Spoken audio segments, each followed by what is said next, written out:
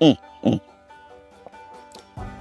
Akteurs is mos maar reisigers of avonturiers. En avontuur is beslis 'n liefde van my lewe.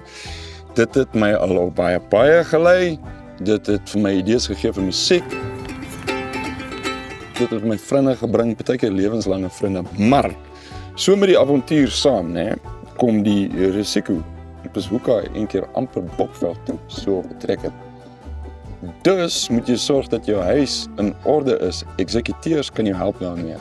Hulle kan jou help met die opstel van 'n testament. Hulle kan jou help met die dekking van fooie by afsterwe, boedeladministrasie en trust. Bel eksekuteurs vandag nog as jy 'n avontuurlustige is soos ek. Moet net nie teks of bel en trekkery op dieselfde tyd nie. Okay.